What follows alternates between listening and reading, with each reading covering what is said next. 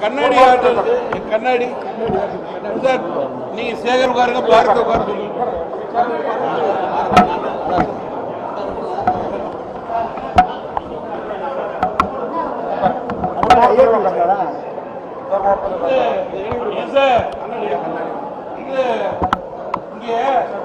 ராம்பிரபு வாங்க, ராம்பிரபு வாங்க, உட்காருங்க எல்லாமே. ராம்பிரபு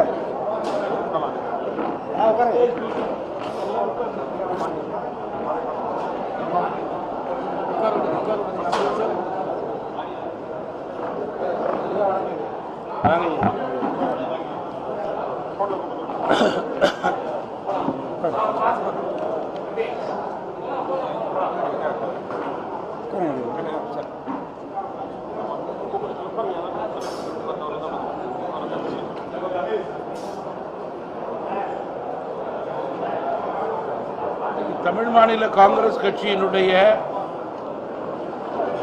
தென் மாவட்டங்களுடைய புதிய நிர்வாகிகள் கூட்டம் நடைபெறுகிறது.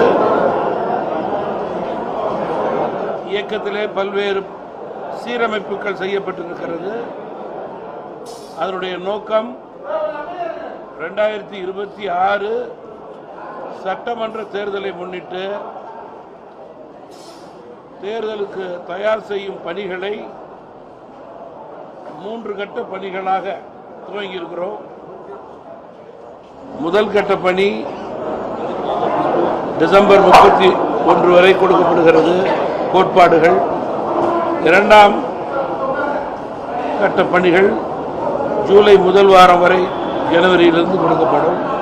மூன்றாவது கட்ட பணிகள்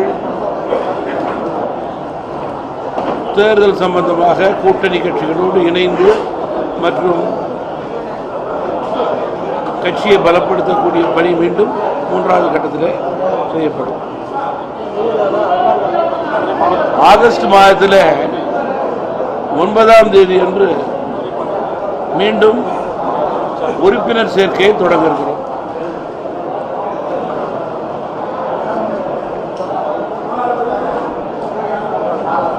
நகர வட்டார கிராம ரீதியாக உறுப்பினர்கள் சேர்க்கக்கூடிய பணியை செய்ய இருக்கிறோம்.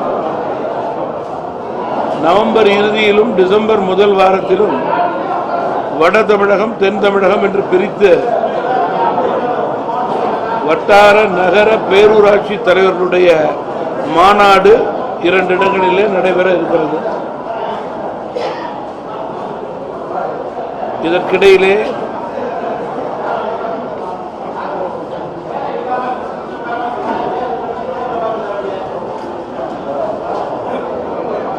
உறுப்பினர் சேர்ப்புக்கு வலுவூட்டும் வகையிலே நான் எல்லா மண்டலங்களிலும் சென்னை, மதுரை, திருச்சி, கோவை ஆகிய மண்டலங்களில் சுற்றுப்பயணம் செய்ய இருக்கிறேன். சங்கர் இருந்தாரப்பா, மாவட்ட தலைவர் இருக்காரா? சங்கர்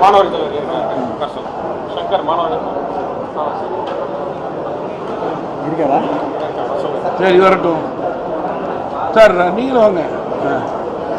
ரைட். சுற்றுப்பயணம் செய்ய இருக்கிறேன் 4 மண்டலத்திலையும். ஷேர் போட்டு உட்காந்து சார்.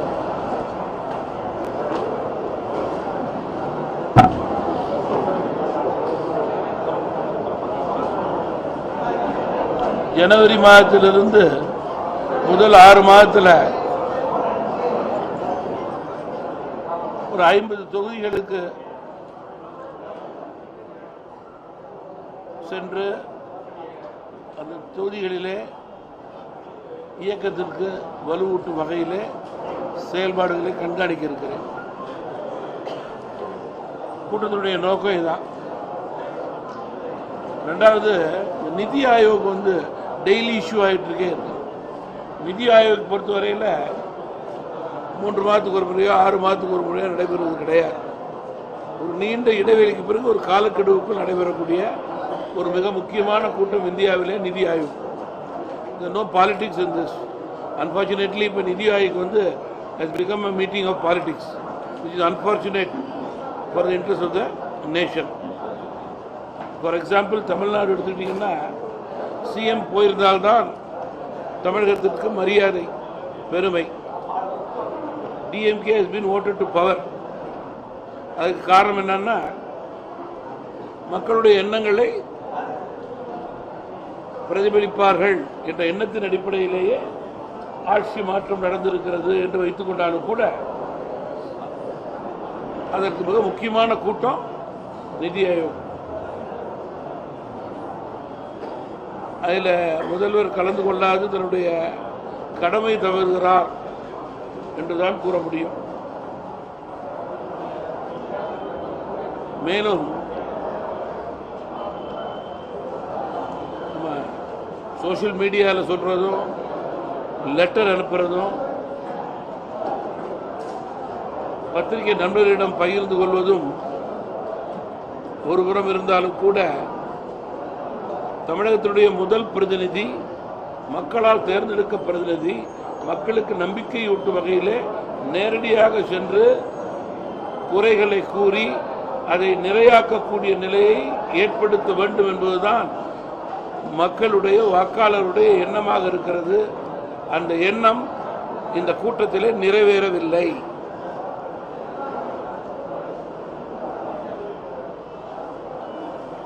அதே போல நேற்று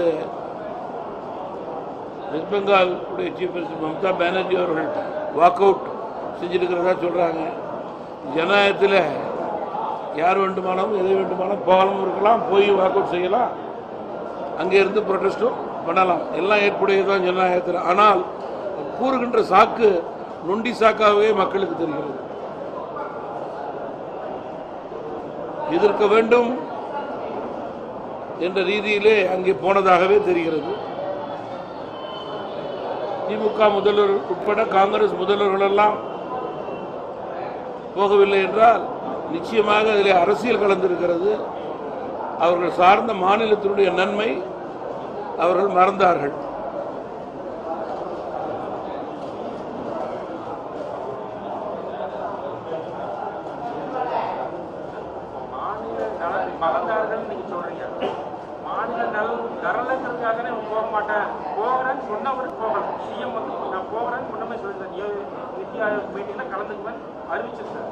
இவங்க மாநில நலன் சார்ந்து சில திட்டங்கள், அதாவது அறிவிச்ச திட்டமான எய்ம்ஸும் சென்னை மெட்ரோ ரயிலுக்கு அடிக்கல் நாட்டிய உள்துறை அமைச்சர் அடிக்கல் நாட்டிய அந்த திட்டத்துக்கும் பணம் தராதனால தான் நான் போகலன்னு ஒரு எதிர்ப்பு தெரிவிக்கும் விதமாக தான் போகல. நான்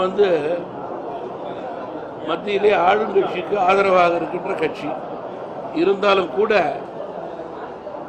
எய்ம்ஸுக்கு மத்திய அரசு விரைவில் பணம் கொடுக்க வேண்டும், மெட்ரோ ரயில் திட்டங்கள் விரைவில் வர வேண்டும், அது ஒரு காலக்கெடுவுக்குள் வரும் என்று நம்புகிறேன். மத்திய அரசில் இருக்கின்ற அத்துணை தொகுப்புகளிலிருந்தும் துறையிலிருந்தும் தமிழகத்தினுடைய வளர்ச்சி திட்டங்களுக்கு நிதி தொடர்ந்து போய்கொண்டிருக்கிறது, சேர்ந்து கொண்டிருக்கிறது. அதில் யாருக்கும் மாற்று கருத்து கிடையாது. தீயணைப்பு படை கூட நேற்று பணம் கொடுத்துருக்குறாங்க, ரயில்வே துறைக்கு பணம் சொல்லியிருக்கிறாங்க. ஆனால் பட்ஜெட்டில் ஒரு நிதியமைச்சர் இந்தியாவில் உள்ள எல்லா மாநிலத்தையும் குறிப்பிட வேண்டும், அந்த மாநிலத்திற்கு தனியாக ஏதாவது திட்டத்திற்கு பணம் கொடுக்க வேண்டும் என்றால் பட்ஜெட் போதாது. தமிழகத்திற்கு பணம் தேவை, அதில் மாற்று கருத்து கிடையாது. அது படிப்படியாக வரும், அதை நாங்களும் வலியுறுத்துவோம். ஆனால் அதிகாரப்பூர்வமாக மக்கள் முதல்வருக்கு அந்த அதிகாரத்தை கொடுத்திருக்கிறார்கள். அந்த அதிகாரத்தை அவர்கள் முறையாக சரியாக மக்கள் நலனுக்காக பயன்படுத்தவில்லை. அதன் அடிப்படையிலேயே அவர்கள் டெல்லிக்கு செல்லவில்லை என்று நாங்கள் குற்றம் சாட்டுகிறோம். நீங்க இப்ப சொன்னீங்க கொடுக்கலன்னு போகலன்னு, கொடுக்கலன்னு போகலைன்னு. கொடுக்கலன்னு போகாமல் இருக்கிறதுக்கு இது என்ன பள்ளி குழந்தைகள் போட்டுக்கிட்ட விளையாட்டா என்று நான் கேட்க விரும்புகிறேன். இது தமிழகம் சம்பந்தப்பட்டது, தமிழக மக்கள் சம்பந்தப்பட்டது, அனைத்து துறைகள் சம்பந்தப்பட்டது, தமிழகத்துடைய வளர்ச்சி சம்பந்தப்பட்டது. தமிழகத்துடைய வளர்ச்சி மற்ற மாநிலங்களைப் போல இந்தியாவின் வளர்ச்சிக்கு அடித்தளம். அப்படி இருக்கும்போது அதற்கு காரணகர்த்தா இங்கே யார்? இன்றைக்கு முதல்வர் தானே. டெல்லிக்கு போகாம வலியுறுத்தாம நேரடியாக ஏன் கொடுக்கவில்லை? ஒரு காலக்கெடுக்குள் கொடுங்கள் என்று தன்னுடைய உரிமையை நிலைநாட்டாமல் சென்னையிலே உட்கார்ந்து கொண்டு அறிக்கையிட்டால் எப்படி மக்களுக்கு நம்பிக்கை வரும்? இது அப்புறம் மக்கள் இதை அரசியலாகத்தான் பார்க்கிறார்கள். கொடுத்திருக்கின்ற கடமையை முறையே செய்தால் மக்கள் பாராட்டுவார்கள். இதை விட முக்கியமான விஷயம் வேற என்ன இருக்க முடியும்? காவிரி விஷயத்துக்கு போல, முல்லை பெரியாருக்கு போல, இன்றைக்கு நிதி ஆயோக்கு போல, அப்படின்னா வாக்காளர்களுடைய நிலை என்ன? அவர்கள் உங்கள் மீது வைத்த மதிப்பிற்கு வாக்களித்ததற்கு என்ன பயன்?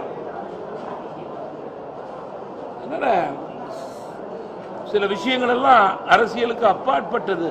எல்லாத்தையும் அரசியலில் கலந்து அதற்கு முதல் உரிமை வந்துடும் நினைச்சா இப்ப தமிழகம் பின்னுக்கு போதுங்கிறீங்களே. ஏன் உங்களுக்கு கொடுத்த பவரை வச்சு அங்க உட்கார்ந்து பேசல? அதுதானே உரிமையை நிலைநாட்டக்கூடிய பணி.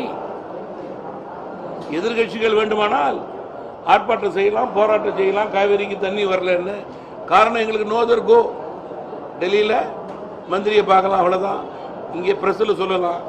ஆனால் ஆளுங்கட்சி அஃபீஷியலாக போகலாமே. கர்நாடகாவுக்கு போய் சிஎம்ஐ பார்க்கலாம், பேசலாம், மினிஸ்டர்ஸை பார்க்கலாம், டெல்லியில் போய் பார்க்கலாம். எதுவுமே செய்யலையே. லாஸ்ட் மினிட்ல எல்லாம் பண்ணியிருக்காங்க. ஆளுங்கட்சியில் என்ன சொல்றாங்க? அவங்களோட ஆதங்கம் என்னன்னா, நாங்கள் இதுக்கு முன்னால முதல்வர் பலமுறை பிரதமரை சந்திச்சு, நிதி அமைச்சரை சந்திச்சு பலமுறை இதே விஷயங்களுக்காக பட்டியல் கொடுத்துருக்கோம். என்னைக்கு தமிழக முதல்வர் டெல்லிக்கு போறாரு சொல்லுங்க? என்ன தேதி சொல்லுங்க? பிரதமருக்கு வந்த இல்ல நான் என்ன சொல்றேன் இதுல சார் அவங்க என்ன சொல்றாங்கன்னா, தமிழகத்துல ஒட்டுமொத்தமா பிஜேபியை மக்கள் அதாவது ஓட்டளிக்கல, நிராகரிச்சுட்டாங்க. அதனால அவங்களுக்கு நிதி ஒதுக்க தேவையில்லை அப்படின்னா அப்படி சொல்றவங்க பாஜகவை ஆட்சியில் அமர்த்திய மாநிலத்தினுடைய பெயர்களையே சொல்லவில்லையே. அவர்களையும் புறக்கணிச்சாங்கன்னு அர்த்தமா? நான் கேட்கறதுக்கு பதில் சொல்லுங்க. பாஜக ஆளுகின்ற மாநிலங்களுக்கு ஓட்டளித்த மக்களுக்கு அவர்கள் கொடுக்கலன்னா பாஜக புறக்கணிச்சிருச்சா? இது என்ன சார் பாலிடிக்ஸ் இது? இல்லையா?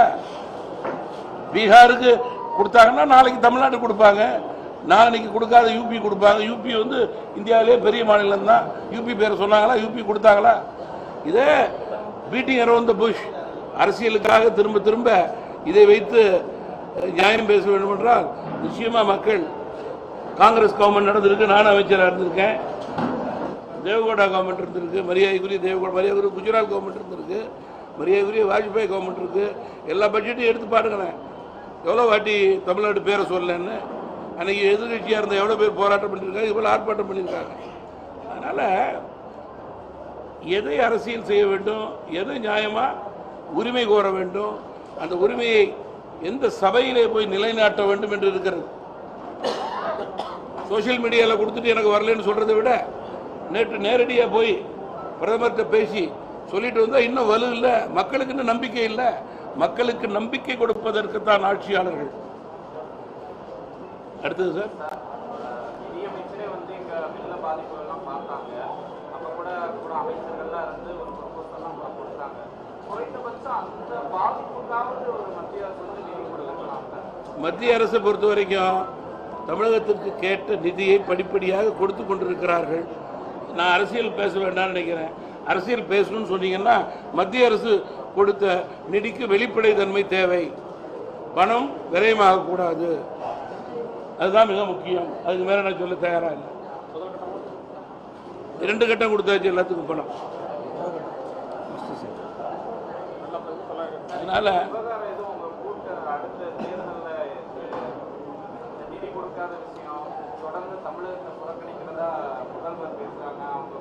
அது அவங்க வாதம், எங்க வாதத்தை தான் நான் சொல்லிட்டேன். 2026 தேர்தலில் வளமான தமிழகம், வலிமையான பாரதம், மாற்றாந்தான் மனப்பான்மை இல்லாமல் மத்திய அரசு செயல்பட்டு கொண்டிருக்கிறது. அனைத்து மாநிலங்களுடைய வளர்ச்சிக்காக திட்டங்களை கொடுத்து மத்திய அரசு தொகுப்பிலிருந்து எல்லா துறைக்கும் தமிழகம் உட்பட நிதி போய் சேர்ந்து கொண்டிருக்கிறது. நிதி போய் சேருவதிலே காலக்கெடுக்கல் இருக்கலாம், அதில் மாற்றுக்கிறது கிடையாது. எய்ம்ஸ் சொல்றீங்க, எய்ம்ஸை பொறுத்த வரைக்கும் ஜெயிக்காலோன்னா அதை விரைவுபடுத்த வேண்டும், அதை நாங்களும் சொல்லுவோம், அது வேறு விஷயம். அதுக்காக அதுதான் பயன் வச்சுக்கிட்டா அர்த்தம் அல்ல. சீப்பை ஒழித்து வைத்தால் திருமணம் முடிந்து விடாது.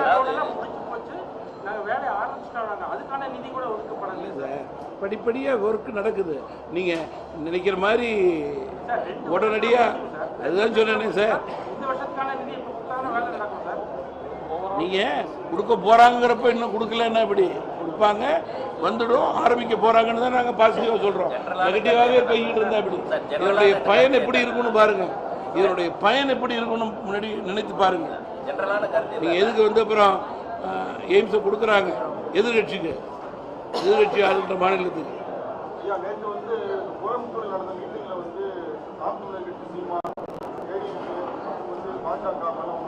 நானும்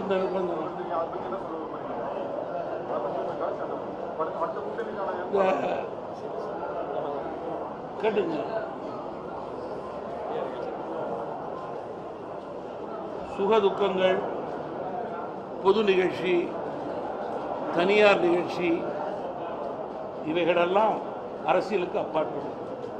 இவைகளெல்லாம் அதுக்கு மட்டும்தான் இன்னும் தடை வரல.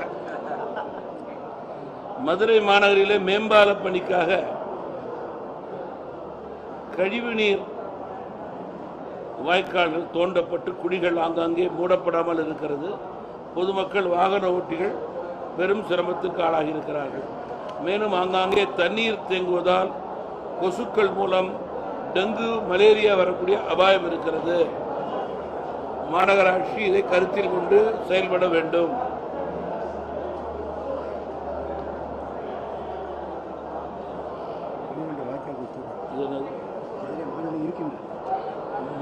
மதுரை மாநகரில் இருக்கின்ற 12 வாய்க்கால்கள் தூர் வாராமல் இருக்கிறது.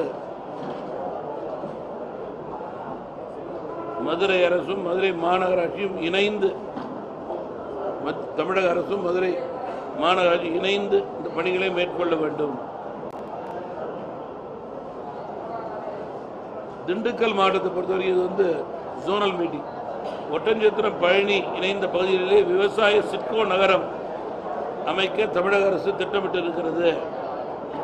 அப்பகுதியில் உள்ள விவசாயிகளுடைய எண்ணங்களை பிரதிபலிக்கும் வகையிலே அவர்களோடு கலந்து பேசி முடிவெடுக்க வேண்டும்.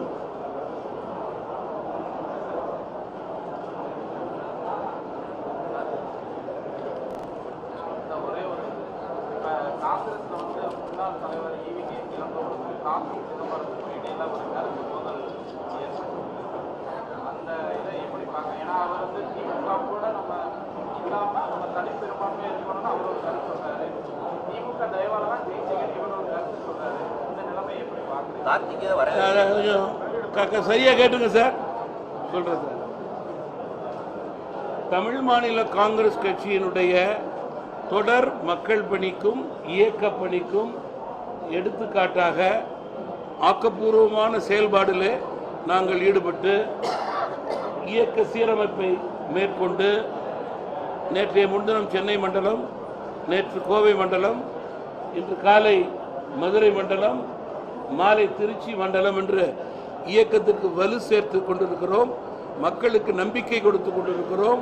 பெருந்தலைவர், மக்கள் தலைவரது நேர்மை, எளிமை, தூய்மை, வெளிப்படைத்தன்மையை பின்பற்றி